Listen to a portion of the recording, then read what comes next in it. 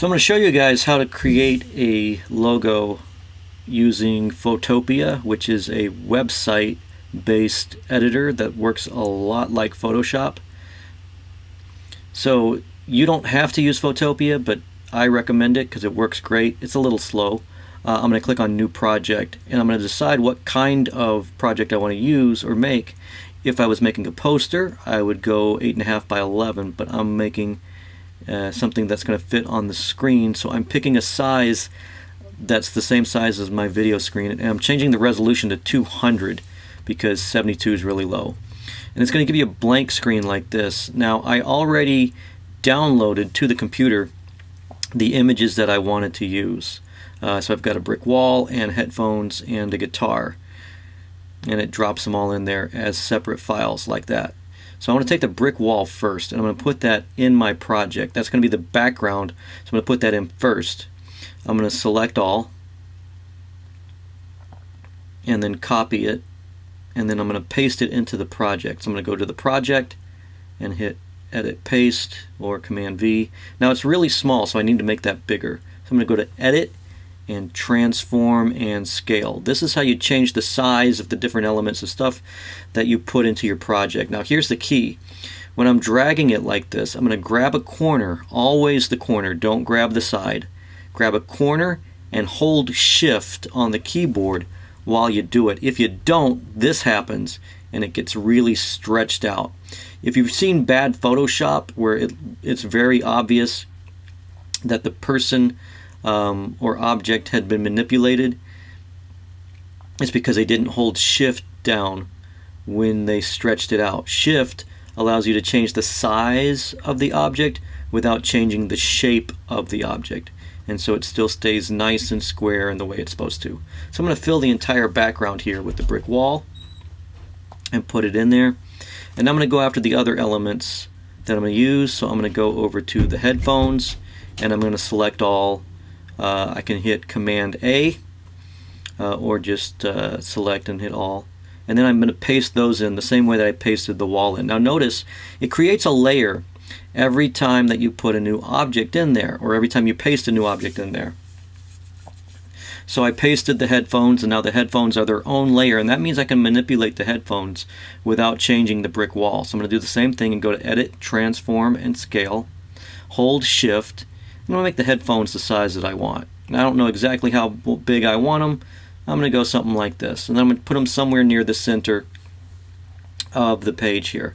Now the idea that I had was to try and make, since I'm doing a rock station for New York, a skull and crossbones using two guitars and the headphones there. So that's why I've got the guitar. So I'm going to copy paste the guitar in, and notice also it's really small, so I'm going to have to change the size. So I'm going to Edit, Transform, and Scale.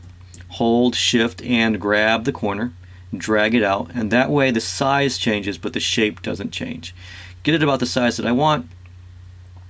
Now notice this image, the background came with it. It's not transparent, so I need to get rid of the background. Now there's several ways you can do that. The way that I prefer is to use the eraser, and I'm going to make the eraser big, and I'm going to make it soft edged, so I'm changing the hardness down to 0. Now the reason I do that is so that as I erase, you don't get jagged edges. If you've played video games before and you play an old school video game, you'll notice the edges of the pixels that the pixels create are really jagged.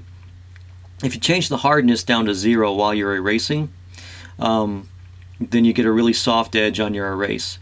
Now because this guitar has a solid color background, I don't need to erase the whole thing. I can just erase part of it. Notice too that I only erase the layer that I'm on. So I'm on the guitar layer, and I'm erasing part of the guitar layer. If I change what layer I'm on, then it doesn't erase the guitar. I can zoom in more by going to View and changing the zoom. And there's a hotkey for that too. It's Command++. And that way you can zoom in and out on your image and zoom in for detail stuff and then zoom back out to see the whole thing again. Now what I want to use to get rid of this white section, now that I've got it down to that, is what's called a magic wand. The magic wand works if you've got a solid color background, which is what I looked for the guitar. Now I can just highlight it and hit delete. and it gets rid of everything that was a solid color. So I've got my guitar here. So I want this guitar to be white instead of black. So I'm going to go to Adjustments and Inverse, and that switches the black and white on it. That's all I did there. So now I've got a white guitar and white headphones, and I need two guitars. So I go to Layers and Duplicate Layer. And now you notice here that there's a new copy of that layer. I can take the arrow and drag the guitar over. There's a part of the background that when I was erasing that I missed because it was off screen. I'm going to erase that now.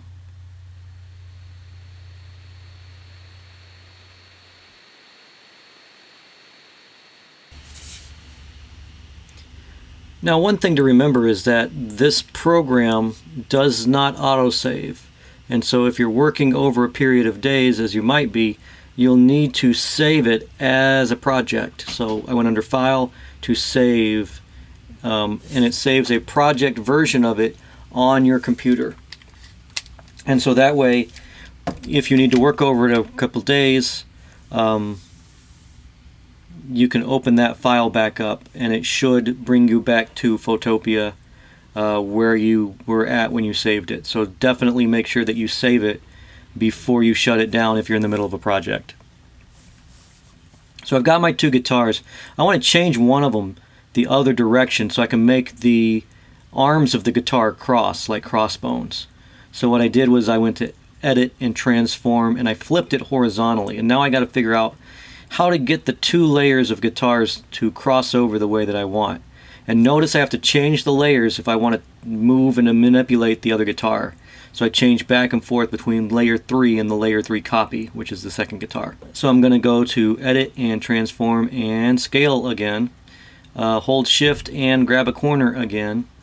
And just change it until I'm happy with the sizes of them. And notice again there's more of the black that was off screen that I've got to go through and erase, but I'll get rid of that. And once I change the size of one guitar, I'm going to change layers, go to Edit and Transform and Scale, hold a corner and Shift and drag, and get both guitars about the right size that I want. When you're moving objects around, whether it's in Photoshop or whatever, there's a lot of times where you'll need to manipulate stuff until you get it the way that you want it to look. Now the headphones are cool, I like them, but I think I want to change something on them. I'm going to add a black outline around the white headphones so that they stand out a little bit. So I can go under Layer Styles, and this changes whatever layer you're on and only that layer. If I go to Stroke and make it black, then I can put a black outline around my headphones. So I'm going to choose the color I want and change it from red to black, and then hit OK. And so if you choose Stroke, it'll put a outline around your object. You can also add a drop shadow to the object. You can do all kinds of different things, and those are under Layer Style. So now you can see the headphones have a black outline around them. I like that a lot better. Position them where I want them. Now I'm thinking I want to make it look like they are kind of spray painted onto the wall. You can change the opacity of a layer, meaning how see-through it is, over here where all the layers are listed. You go to opacity and you change it down lower than 100%, and suddenly you can see through the object. So if I make the opacity on all three parts of it about 90% instead of 100%, then you can see the wall through it, and that makes it seem like they were painted or stamped onto the wall instead of just, photoshopped on in front of an image of a wall.